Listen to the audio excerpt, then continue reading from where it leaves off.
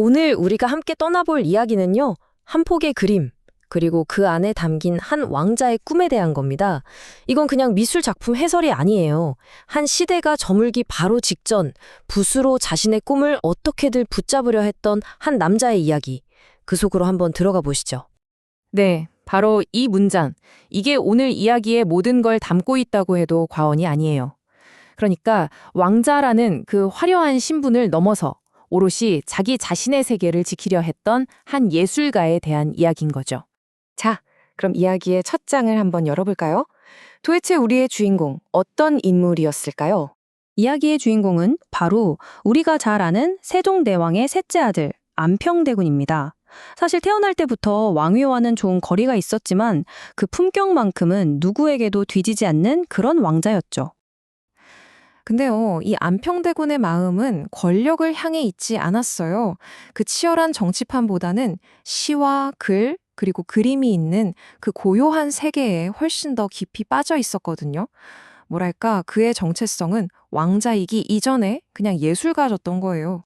이 사람의 예술적인 재능이 어느 정도였냐면 국경을 넘을 정도였습니다. 한번 상상해 보세요. 저 멀리 명나라에서 온 사신이 조선의 궁궐에 와서 다른 사람도 아니고 바로 이 안평대군한테 따로 선물을 바치면서 이런 말을 했다고 합니다. 그의 붓끝은 마치 바람과도 같다. 이 일화 하나만 봐도 당시 그의 예술이 얼마나 높은 평가를 받았는지 알 수 있겠죠. 그렇게 예술의 세계에 흠뻑 빠져 지내던 안평대군에게 그의 인생을 통째로 바꿔놓을 아주 운명적인 사건이 찾아옵니다. 그건 바로 하룻밤의 꿈이었습니다. 어느 이른 봄날 새벽이었어요. 꿈에서 막 깨어난 안평대군이 넋이 나간 얼굴로 이렇게 읊조렸다고 합니다. 너무나도 생생하고 너무나도 신비로운 꿈. 현실에서는 단 한 번도 본 적 없는 어떤 이상향에 그가 막 다녀온 거죠. 이 꿈은 그냥 흘려보낼 수 있는 그런 꿈이 아니었어요. 이건 뭐랄까, 사라지기 전에 어떻게든 붙잡아야만 하는 아주 절박한 환상처럼 느껴졌던 겁니다. 그래서 안평대군은 곧바로 사람을 불렀습니다. 궁 안에서 붓이 가장 빠르기로 소문난 화가 바로 안견이었죠. 자, 이제 역사의 한 장면이 펼쳐질 시간입니다. 한 사람의 머릿속에 있던 꿈이 다른 사람의 손끝에서 어떻게 현실이 되는지 그 놀라운 과정을 한번 같이 보시죠. 안평대군이 막 허공에 손짓을 해가면서 꿈속 풍경을 설명하기 시작했어요. 근데 진짜 놀라운 건 안견의 붓이 대군의 말이 끝나기도 전에 이미 움직이고 있었다는 거예요. 마치 말과 붓이 하나가 된 것처럼 그 꿈은 순식간에 그림으로 옮겨졌습니다. 그렇게 단 하룻밤 만에 이 위대한 걸작이 탄생하게 된 겁니다. 완성된 그림을 본 안평대군이 나지막이 그리고 아주 깊은 숨을 내쉬면서 이렇게 말했다고 해요. 내가 본 곳이 맞다. 화가의 붓이 자기 꿈속에 완벽하게 들어왔다 나간 것에 대한 그 깊은 만족감의 표현이었겠죠.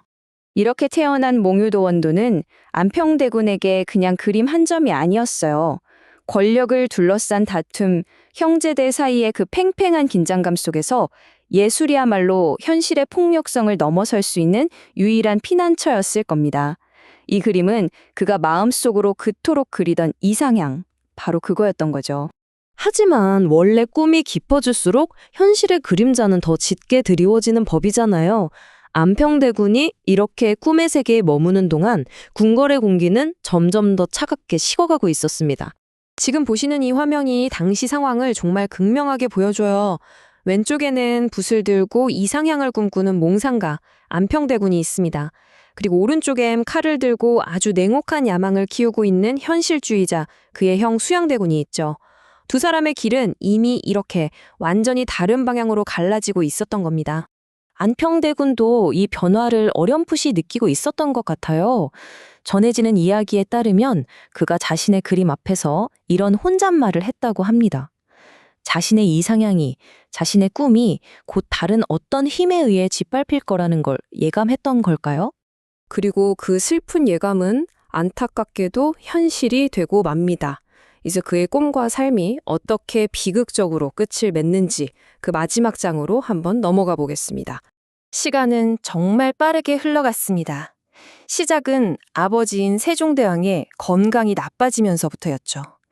그리고 마침내 그의 형 수양대군이 칼을 빼들었습니다. 피비린내 나는 쿠데타 끝에 권력을 손에 쥐었죠. 그리고 그 결말은 너무나 비극적이었습니다.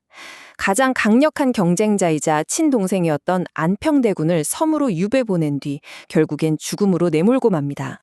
권력 싸움에서 이긴 자가 모든 걸 차지하면 패배한 자의 모든 것은 사라지는 법이죠. 안평대군이 평생에 걸쳐 모았던 수많은 책과 그림, 그가 아꼈던 친구들과의 추억까지 전부 뿔뿔이 흩어졌습니다. 그의 세계는 그렇게 완전히 무너져 내렸습니다. 모든 것이 잿더미가 됐지만 정말 신기하게도 딱 하나가 남았습니다. 바로 그의 가장 깊은 내면이 담겨있던 그 그림. 몽유도원도였죠. 그의 몸과 그의 세계는 사라졌지만 그의 꿈만큼은 붓끝에 단단히 묶인 채 살아남았던 겁니다. 이제 우리가 맨 처음에 봤던 이 문장이 완전히 다른 의미로 다가오지 않나요? 그는 권력을 잃은 비운의 왕자가 아니었습니다. 그 폭력적인 현실 속에서 자신의 이상세계를 한 폭의 그림 안에 영원히 봉인함으로써 그 시대에 맞섰던 한 명의 위대한 예술가였던 겁니다. 안평대군의 세상은 역사 속으로 사라졌습니다. 하지만 우리는 몽유도원도라는 이 그림을 통해서 500년도 더 지난 지금 그의 꿈을 생생하게 들여다볼 수 있습니다. 여러분은 어떻게 생각하세요?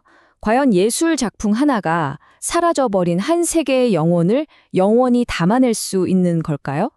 이 질문을 남기면서 오늘 이야기를 마치겠습니다.